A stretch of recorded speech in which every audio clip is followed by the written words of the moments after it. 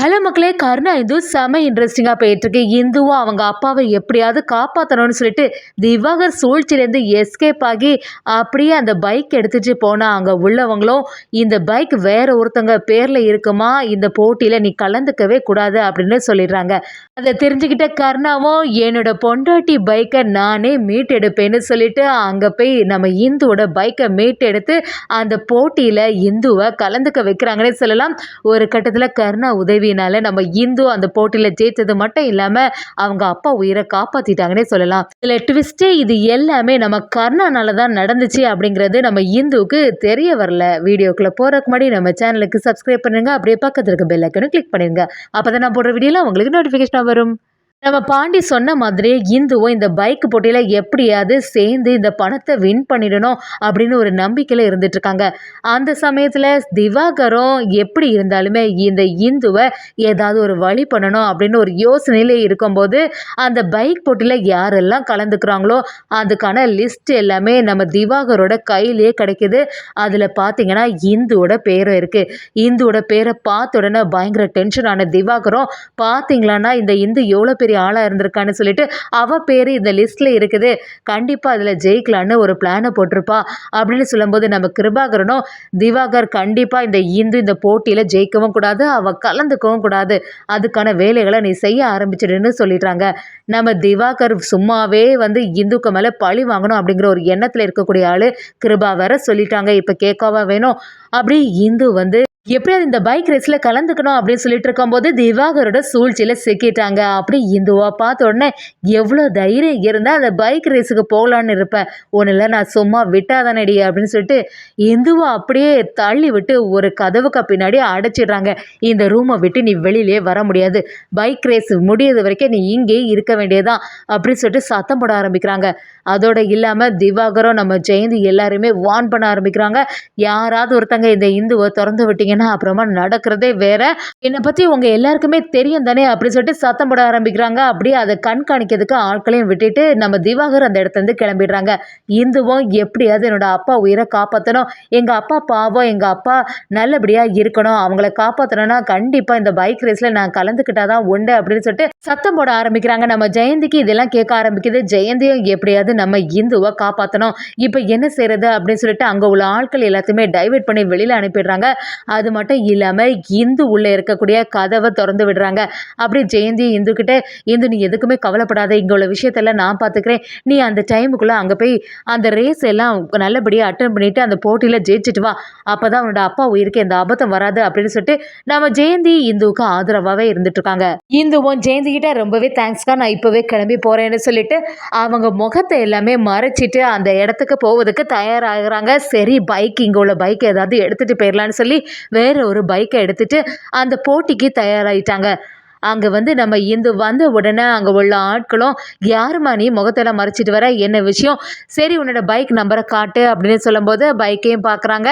சரி அதுக்குள்ளே RC book எல்லாத்தையுமே எடுன்னு சொல்கிறாங்க. அந்த ஆர்சி புக்கையும் காட்டும்போது அங்கே உள்ளவங்களும், என்னம்மா இது ஆர்சி புக்கில் வேற பேராக இருக்குது அப்படின்னு சொல்லும்போது நம்ம இந்துவும், இல்லைங்க என்னோட பைக் என்கிட்ட இல்லை, அதனால தான் வேற ஒருத்தவங்களோட பைக்கை எடுத்துகிட்டு வந்திருக்கேன் அப்படின்னு சொல்ல ஆரம்பிக்கிறாங்க. இதுக்கெல்லாம் நான் சம்மதிக்கவே முடியாது, இங்கே போட்டியில் இந்த இதில் கலந்துக்கணும்னா கண்டிப்பாக அவங்களுக்குன்னு அவங்க பைக்கு தான் வேணும் அப்படின்னு சொல்லும்போது நம்ம இந்துவும், இப்போதைக்கு இந்த பைக்கு தான் சார் இருக்கு, தயவு செய்து என்னை இந்த போட்டியில கலந்துக்கிறதுக்கு விடுங்க, இது எனக்கு ரொம்பவே முக்கியமான போட்டி, எங்க அப்பாவோட உயிரே இதுல தான் இருக்கு, எங்க அப்பா உயிர் ஆபத்துல இருக்கு, கண்டிப்பா இந்த பணம் எனக்கு தேவைப்படுது, அதனால இந்த போட்டியில கலந்துக்கிட்டு நான் ஜெயிக்கணும், எப்படியாவது என்னை விடுங்க சார்னு சொல்லிட்டு கெஞ்சி கதற பாக்குறாங்க.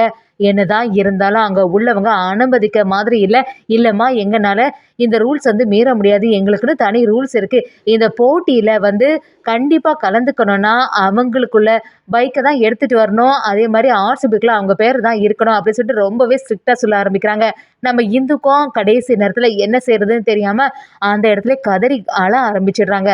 நம்ம கருணாவும் பாண்டிக்கிட்ட, என்ன பாண்டி எல்லாமே கரெக்டாக தானே இருக்குது அப்படி சொல்லும்போது பாண்டியும், இல்லை கருணா இங்கே ஒரு பெரிய சிக்கல் ஆயிட்டு, இந்துவுக்கு இந்த மாதிரி போனா ஆனால் அவளோட பைக் இல்லாதனால இந்த போட்டியில் கலந்துக்க முடியாதுன்னு சொல்லிட்டாங்க அப்படி சொன்ன உடனே நம்ம கருணாவும் அதிர்ச்சி ஆயிடுறாங்க. என்ன சொல்கிற பாண்டி, சரி இப்போ என்ன செய்கிறது அப்படின்னு யோசிக்கும் போது நம்ம கருணாவும், அவளோட பைக்கை யார்கிட்ட வித்தா அப்படின்னு தெரியுமா அப்படின்னு கேட்கும்போது பாண்டியும், ஏதோ அந்த இடத்துல தானே சொன்னா, அந்த இடத்துல போய் பார்ப்போன்னு சொல்லி கருணாவும் பாண்டி இந்தோட பைக்கை மீட் எடுக்கிறதுக்கே அந்த இடத்துக்கு கிளம்புறதுக்கு தயாராயிட்டாங்க. ஒரு கட்டத்துல அது பக்கத்துல நெருங்கிட்டாங்க. அப்படியே அவங்கள்ட்ட போய், "அக்கா இந்த பைக் வந்து கொஞ்ச நாள் முன்னாடி தானே உங்கள்ட்ட வந்து" அப்படி கேட்கும்போது, "ஆமாப்பா இந்த பைக் என்கிட்ட தான் இருக்குது. என்ன அதுன்னு விசாரணை பண்ணும்போது நம்ம கருணாவும், "எனக்கு இந்த பைக் இப்பவே வேணும்க்கா" அப்படி சொல்றாங்க. சரி யாருக்காக இந்த பைக்கை நீங்க கேட்குறீங்க அப்படி சொல்லும்போது, நம்ம கருணாவும் கொஞ்சம் வெட்கமாவே, "சரி இது என்னோட பொண்டாட்டிக்காக நான் இந்த பைக்க கேட்குறேன்னு" சொல்லிடுறாங்க. அத கேட்ட பாண்டிக்கே புரிய ஆரம்பிக்குது. கருணா இந்துக்கு மேல எவ்வளோ பாசம் வச்சிருக்கான். ஆனா அத பக்கத்துல இருந்த பிறகும் வெளிக்காட்டாம தான் இருந்துட்டு இருக்கான் அப்படின்னு சொல்லிட்டு பாண்டிய கருணா கிட்ட, "சரி ஒரு வழியா இப்ப பைக்கு கிடைச்சிட்டு இப்ப என்ன செய்றது? நீயே கொண்டு குடுத்துரு" அப்படி சொல்லும்போது நம்ம கருணாவும், "இல்ல பாண்டி ஏற்கனவே அவ என் மேல ரொம்பவே கோபத்துல இருக்கா. அவங்க அப்பா இந்த நிலைமைக்கு ஆனதுக்கு காரணமே நான் தான் அப்படின்னு சொல்லிட்டு யோசிச்சுட்டு இருக்கா. நான் என்ன பண்ணாலுமே அவ வந்து வேண்டான்னு தான் சொல்லுவா. நீயே இத கொண்டு போய் குடுத்துருன்னு" சொல்லிடுறாங்க. பாண்டியும் அதை எடுத்துட்டு போய் கொடுக்கறதுக்கு தயாராகுறாங்க. இந்துவும் இப்ப என்ன செய்றது? இந்த போட்டியிலேருந்து விலகிட வேண்டியதுதான். நம்மனால கடைசி நேரத்துல எதுவுமே பண்ண முடியாது. அப்பாவோட உயிரையும் காப்பாத்த முடியாது போல இருக்கே அப்படின்னு சொல்லிட்டு அதிலே கண் கலங்கி நிக்கும்போது, பாண்டி அந்த இடத்துல வந்து நம்ம இந்துவோட பைக்க குடுக்குறாங்க. இந்து கிட்ட போய், "இந்து இந்தா உன்னோட பைக்க நீ இத எடுத்து வச்சுட்டு அவங்கள்ட்ட கொண்டு போய் குடு. ஆர்சி புக் இது எல்லாமே கரெக்ட்டா தான் இருக்கு. அத எடுத்து குடு" அப்படின்னு சொல்லிடுறாங்க. இந்துவும் கடைசி நேரத்துல இது எப்படி உனக்கு கிடைச்சது அப்படி சொல்லும்போது, இப்போதைக்கு அத பத்தி எதுவுமே யோசிக்காத, ஒழுங்காட்டு போட்டியில வின் பண்ணக்கூடிய வழிய பாருன்னு சொல்லிட்டு நம்ம பாண்டியும் பைக்க குடுத்துடுறாங்க. நம்ம இந்துவும் அவசரமா அந்த இடத்துக்கு வந்து எல்லாத்தையுமே குடுத்துட்டு பைக் ரேஸுக்கு தயாராகிட்டாங்கன்னே சொல்லலாம். கருணாவும் ஒரு ஓரமா இருந்து நம்ம இந்து எப்படியாவது வின் பண்ணிடணும் அப்படின்னு சொல்லிட்டு யோசிச்சுட்டே இருக்காங்க. ஒரு கட்டத்துல நம்ம இந்து செம மாசம் வந்து பைக் ரேஸ் ஸ்டார்ட் ஆக போது அந்த இடத்துல முகத்தை மூடிட்டு யாருக்கும் தெரியாம அந்த பைக் ரேஸ்ல வின் பண்ணிட்டாங்க. அதே சமயத்துல இதெல்லாம் தெரிஞ்சுக்கிட்ட நம்ம கருணாவுக்கு இப்பதான் நிம்மதியாச்சு. ஒரு வழியா இந்து வின் பண்ணிட்டா அது நமக்கு போதும் அப்படின்னு சொல்லிட்டு யோசிக்கிறாங்க. அது மாதிரி யாருக்கும் தெரியாம அது இந்து தான்னு புரியாமலும் பரிசையும் வாங்கிட்டு போயிடுறாங்க. இப்போதைக்கு தான் இந்துவுக்கு மனசுக்கு நிம்மதியாச்சு. நல்லபடியா இந்த பணம் நம்ம கையில வந்து சேர்ந்துட்டு எப்படியாவது அப்பாவோட ஆப்ரேஷனை சீக்கிரத்துல முடிச்சிட வேண்டியதான்னு நம்ம இந்துவும் அவசரமா அந்த இடத்துக்கு வராங்க. அப்படியே அந்த ஹாஸ்பிட்டல்ல வந்து அந்த பணத்தையும் கொடுக்குறாங்க. அப்படியே தீபாவுக்கு ஒரு நம்பிக்கை கொடுக்குறாங்க. அப்பாவுக்கு இனிமே எந்த பிரச்சனையும் ஆகாது. நல்லபடியா உயிரை காப்பாத்திலாம் இந்தாங்க சார் அப்படி சொல்லிட்டு பணத்தையும் கட்டிடுறாங்க. நம்ம இந்துவோட அப்பாவோட ஆப்ரேஷன் நல்லபடியா முடியுது. ஒரு கட்டத்துல வெளியில வந்து டாக்டரும் உங்க அப்பாவோட உயிருக்கு இனி எந்த ஆபத்தும் இல்லைன்னு சொன்ன உடனே தான் நம்ம இந்துவுக்கு நிம்மதியாச்சு. எல்லாத்தையுமே கருணா தூரத்துல இருந்து கவனிச்சுட்டே வராங்கன்னே சொல்லலாம்.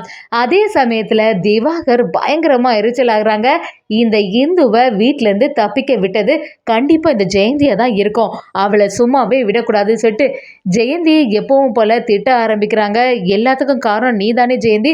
அந்த இந்துவை தப்பிக்க விட்டது மட்டும் இல்லாம அவ இன்னைக்கு அந்த போட்டியில ஜெயிச்சிட்டா அப்படின்னு சொல்லிட்டு எல்லா கோபத்தையும் வச்சு ஜெயந்தி மேலதான் காட்டுறாங்கன்னு சொல்லலாம். அதே சமயத்துல என்னதான் கருணா இந்துவுக்கு எல்லா உதவி செய்தாலும் ரேஸ்ல இந்துவுக்கு முன்னாடி போய் நிற்கும் போது இன்னும் இந்துவுக்கு அவங்க அப்பா நிலைமைக்கு காரணம் கருணா தான் அப்படிங்கிற ஒரு எண்ணம் அவங்கள விட்டு போக மாட்டேங்குதுன்னே சொல்லலாம்.